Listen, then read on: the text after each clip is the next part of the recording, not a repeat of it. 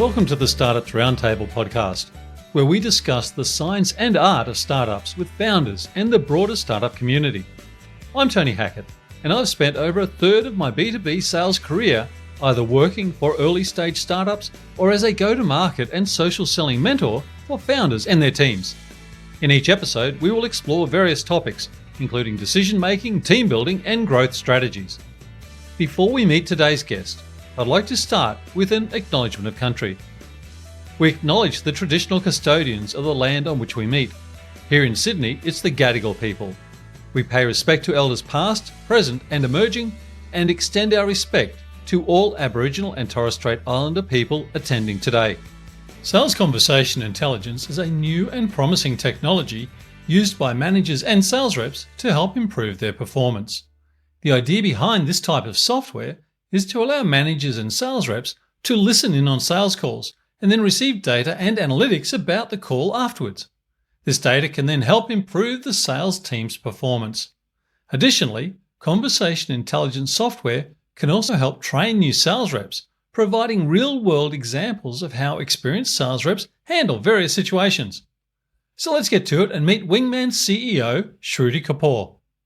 Shruti, thanks so much for making the time to join me on the podcast today. Wonder if you could get us underway by telling us a bit about yourself pre-Wingman and also sharing with us what you're up to with Wingman.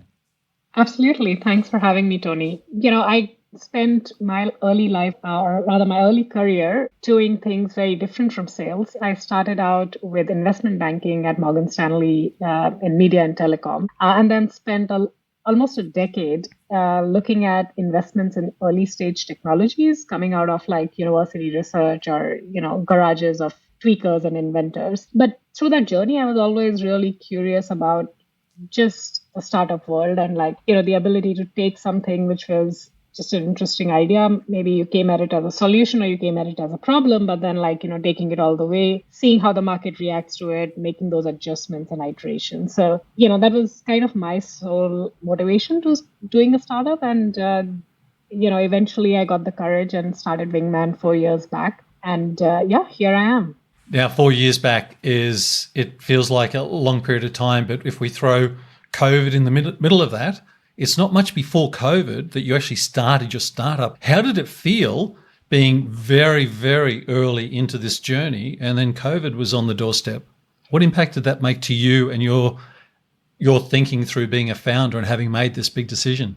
Yeah, it's funny. I think, the early part of pandemic, was hard, partially because as a very young startup at that point, we didn't really have systems and processes in terms of, working with each other even, which were, mature enough or enough documentation for people to kind of move to that remote work scenario. That was one part. The second part was, so Wingman is a sales technology which analyzes conversations and helps sales teams essentially make better decisions around how they should be interacting with their customers. And when COVID started, the first thing that happened was, I think is also happening today, is sales teams get impacted when there is uncertainty. So our largest customer at that point had to lay off 80% of their sales team. So something like that, when you have only a handful of customers, can be pretty dramatic. But then what also happened over a period of time as the pandemic started to settle down was two things. One was we saw, because we were giving analysis and recordings of these sales conversations that helped teams who are now remote stay in touch, adoption of the product just shot up. We were seeing people coming into the product 5x more than they were coming before the pandemic. And we started getting a lot more feedback from our customers, which was great. The second thing that happened, which I think as a startup was very interesting for us, was we didn't have to throw budget to get our voice heard. So we could actually compete on a much more equal footing with some of our largest competitors without having to spend the money, because there were no real events, and virtual events don't cost that much. And you could be a part of virtual events without having to fly. So it also broke down the geographic borders. So I think, the early signs were a bit discomforting, but I think once things settled in, overall fairly positive. What you're doing also appears to me to be very disruptive. And that being the case, there's an element of education I'm expecting that you're needing to bring to your prospective customers. But in some ways, I'm kind of curious, does it start to look like a change program? I'm not wanting to make it more grand than it needs to be, but it does feel like that you're offering a way for sales teams to fundamentally change?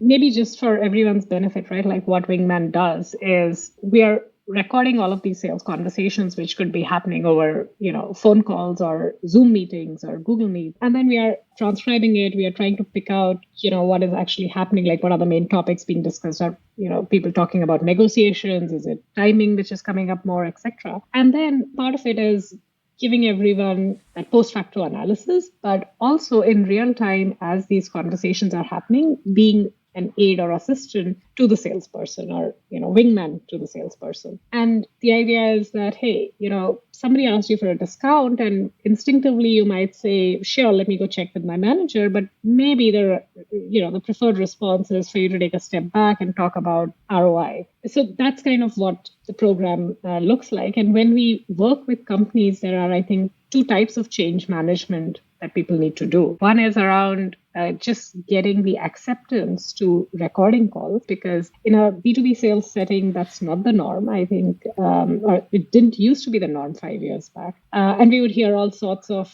responses like, hey, my salespeople say all sorts of shit on calls. There's no way they'll be comfortable recording it, right? And people use all sorts of means to also negotiate deals. But then the second part of it is change management that we assist, which is, hey, I think this is a new playbook that I want my sales team to adopt, but it's so hard to actually get a salesperson to change their habit. And so doing the change management around, adoption of playbooks and helping people both one, having reminders that, hey, this is how you could be addressing this objection. And two, giving managers a way to see how the adoption of the new playbooks is coming along. Like, did Shruti talk about this in 30% of our discovery calls versus Tony spoke about it in 65% of his calls? So those type of things as well. So now both of those together, like it's two different types of change management that you're trying to do at the same time. That's interesting. Do you find that it puts a different pressure and at the same time a different opportunity in the hands of the sales managers? Absolutely. I think what a lot of sales managers struggle to do, especially when they're transitioning into a management role, is how much do I need to be involved with each deal and with each conversation, right? Versus, how much of a step back should I take? And one of the concerns that they have when they decide to take a step back, and like when it comes to taking a step back, it's like they still need to understand what the customers are saying. They still need to understand what's working in a pitch, what's not, so that they can actually help go design a better playbook. But they don't want to come across as micromanaging. I think this gives a great avenue to sales managers to not feel like they're micromanaging by, stepping in on their reps' toes by joining calls. And if they join the call, then the dynamic changes. But now they're able to go back and like observe all of these conversations and take notes, really see the patterns, and then use those to kind of create their sales playbooks. So it's a great tool for managers. And I think from a rep's point of view, it does two things. One is I wanted advice on how could I have dealt with that situation better. But, when I go to my manager and say, hey, this customer talked about this competitor, what should I do? It's much more black and white. Versus if I listen to the whole conversation and, then my manager understands exactly where the customer was coming from, and then they're able to give me much better coaching and advice. And the second thing is when I'm on the call with the customer, I'm no longer distracted by taking notes, trying to update my CRM at the same time, and, making sure that I remember the conversation because I have the opportunity to go revisit it anytime. There's something that strikes me that's very interesting and very rich about this. And if I consider that a lot of organizations, allow me to generalize for a moment, a lot of organizations take their sales teams through an annual sales training or a sales refresher, standard 2-3 day. This is our methodology. This is how we go about it. Everybody bring along a large deal. We'll workshop that through the 2 or 3 days. It's a batch, once a year, maybe twice a year, where this is truly an opportunity for sales managers and sales teams to be able to really, in the run, incrementally test and improve, test and improve, test and improve, and find opportunities for personal and professional growth, but also just to work better as teams. Is that a reasonable way to think about this as well? Yeah, absolutely. And I think the other challenge with the typical annual type of retreat and training is the retention, right? So like 30 days after a training or 60 days after a training, you remember like maybe 20% of what happened, and you might have adopted even half of that. So the challenge is that you spend so much time and money, you don't get the adoption of whatever was the new playbook or the new methodology that people wanted to test out. And so you have no clear answers on whether the methodology is not working, or there's a problem with the sales rep, or there's a problem with my pipeline generation. And so I think those are some of the big questions that management is always struggling with, but currently has no way of like really getting the right answers. Shruti, can you take me to the other side of this conversation and then share what it looks like from the customer? So from the person is being sold to, how they're brought into this discussion, how they're put at ease to be in this new environment, this recorded environment.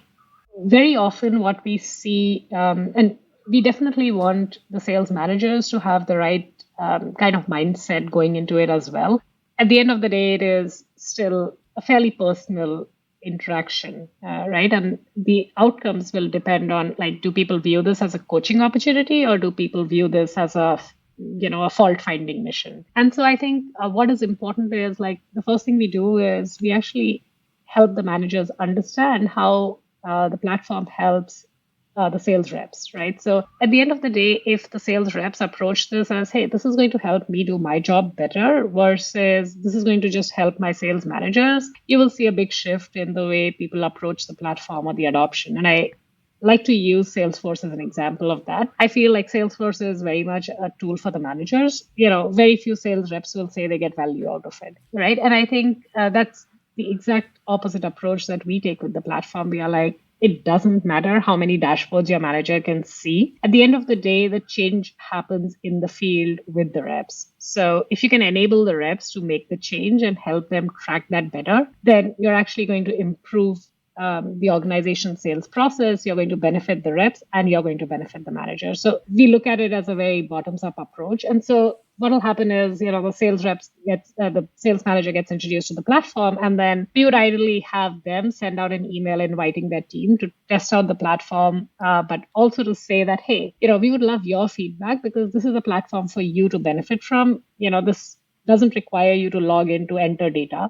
This is going to actually help you automatically update your CRM because it'll know when you had the conversation, did that call actually happen? Plus, this is also in some ways a substitute or an aid to taking notes. And then the sales reps they could still look at this with somewhat of a suspicion. And I think the next stage there is really how does the manager react to the information that the platform shows them, right? Do they go at it, like I said, with fault finding, or do they go at it as, hey, that was a great way that you handled their objection around pricing, but here are a couple of talk tracks from some of your peers, and maybe you could test this out next time and let me know how that works out. It's also an opportunity for peer learning, which is often very hard, especially in the sales environment, but even more so today with everybody being remote. That's a wonderful way to put it. I started to think as you were discussing it, what it would look like from a buying team and how a buying team could actually take the same approach for the same benefit of being a better acquirer. And I think back to the Challenger sale, whenever that book came out, and they brought out one not long after that, which is the Challenger Customer or some such title, which was to say there are different types of buyers to match up with different types of sellers. So in fact, a buying team could be going through the same learning and improvement process. What also struck me is that it allows an organization to stand behind their cultural statement. If you tell me that I'm joining the company and we're here to help you improve, how are we doing that? This is how we do it. We care enough to get to the granularity to be able to share, and all of the things you've just discussed, that becomes a very tangible stake in the ground to do with culture. Yeah, absolutely. And I think a lot of times organizations don't realize what is their biggest lever to retain their top talent, right? The top talent is going to make good money for themselves. They're going to make good money for you. And they're also going to be highly sought after. One thing with sales is it tends to get a little bit repetitive and boring after a while if you've been working with the same company and the same product. And you can't have like a management path for every sales rep who's doing well in the team. Now, your biggest lever to actually retain them is that they are feeling that they are growing and that they are learning. And something like this can actually be a big, big platform for them to, feel that way. And also for them to be able to then pass that on in like a more peer-to-peer learning and mentoring fashion. That's really powerful. I'm also picturing that there must be some amazing behavioral data that you get to see. Are you seeing any interesting trends that have emerged from that mark 4 years ago through COVID and as we're in a very tough economic environment now? When COVID started and we were seeing pretty big changes in terms of how sales teams were faring, and a lot of different sales leaders that we spoke to, they were like, hey, I'm not seeing any deals close. And I think, the main reason is budgets are frozen right now. So we said, okay, why don't we go and look at some of the conversation data and see, what is the biggest blocker to deals closing? And to our surprise, what we realized that while budget was coming up, the biggest factor during those conversations that was showing up was really timing. Because there was so much uncertainty, it wasn't necessarily that people suddenly overnight didn't have budget, but what they were most worried about was that, hey, I don't know, what 3 months later or 6 months later my business might look like. And therefore, I can't make a big decision right now, whether it's investing in technology or a new vendor of any sort. And so our feedback to the sales managers was, instead of just going all out with discounts, what you need to do is have a much better nurture flow and think about your deal velocity as something that is going to go down. All right. And make sure that your sales reps are actually doing follow-ups 1 month later, 3 months later, even though previously your deal velocity might have been like maybe you close deals in 3 weeks. And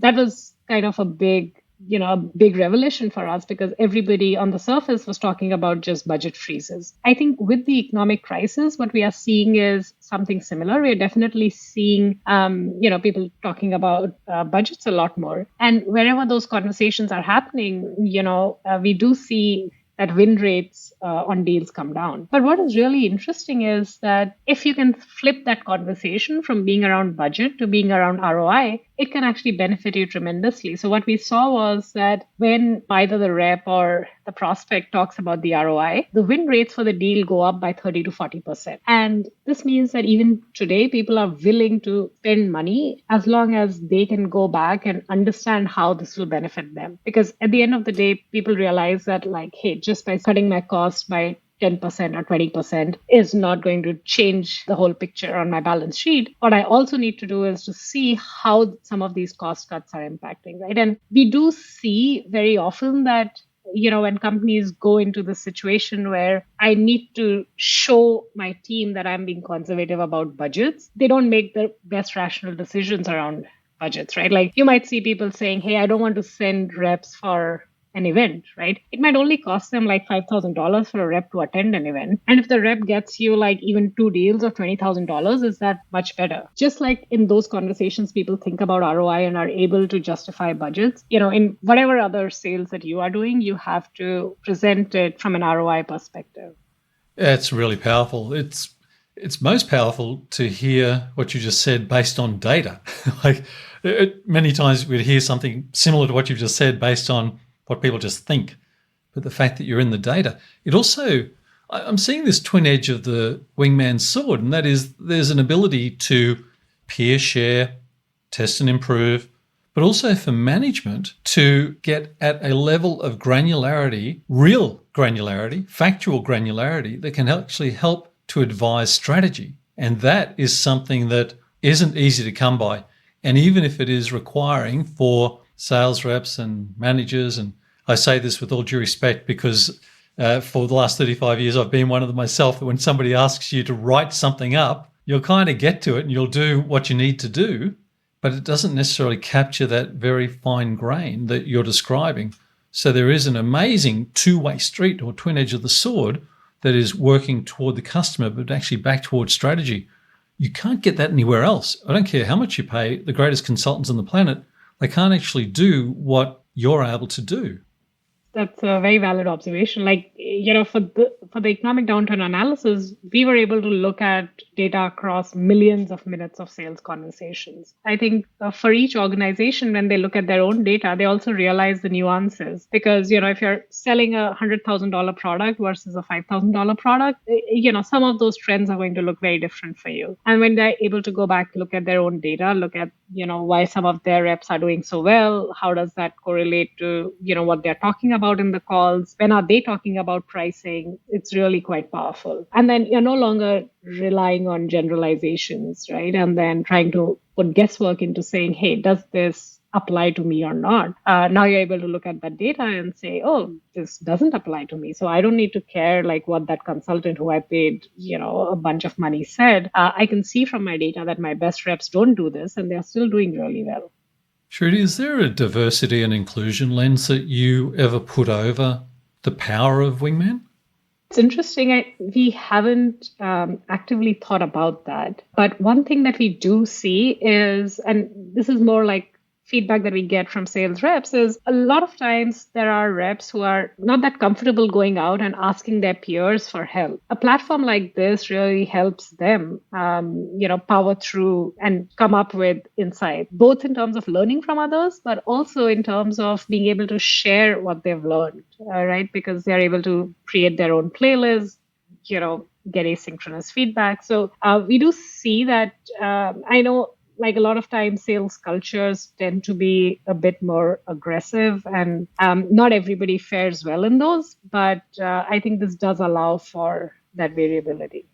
It's interesting you say that. One of the notes I made for myself in preparing for our conversation today, I actually wrote down ego and how ego could get in the way of somebody maximizing this, because all of a sudden their subtleties, whatever that might be, are on display. There's never a one-size-fits-all, but there is something that's very powerful in this. I am curious, as a founder, so that's the Wingman story. So for you, where's the joy for you? What do you enjoy doing most as a founder of Wingman? The thing that I enjoy the most is really seeing, a user use the product and then tell me like how it impacted them. Because I think when you're sitting here and just thinking about, hey, should I launch this? Should I do that? Like there are always like 100 options on the plate. And then when you see that go all the way from that planning stage to somebody using it, the joy of like seeing them benefit from it is really the biggest thing. Personally, for me, I think I enjoy speaking to and meeting with customers a lot because, that's kind of where it closes the loop for me to say, oh, was this all worth it? That's tremendous. This has been a really exciting conversation for me. It's something that's very close to my heart. This whole how do you improve sales teams? How do you become better engaged and test and improve? I would love to know if you could share in closing your perspective on mentors and coaches, and maybe if you had a tip or a reflection for somebody who might be listening to our conversation now.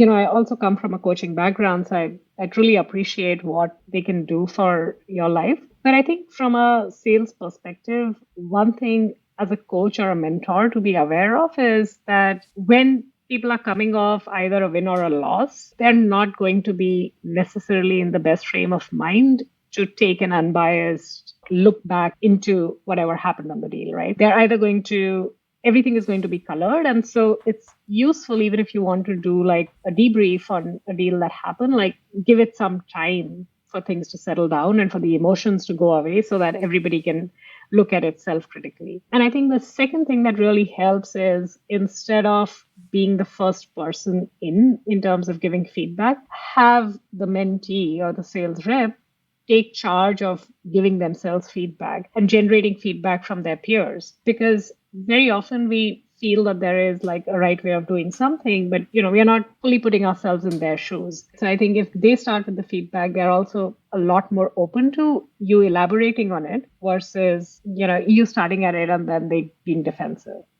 Terrific considerations there. And not only terrific considerations, but being able to do it based on recorded data allows it to be very real and to be constructive. So thank you for that. Shruti, it's been brilliant to meet with you today, and I'm excited for the Wingman future. It'd be terrific to stay in touch and to chart your course, but thanks for joining me. Thanks, Tony. I hope you enjoyed today's episode. Feedback is always welcome. and I would appreciate introductions to potential future guests to invite onto the podcast. But that's it for today. Thanks for listening, and bye for now.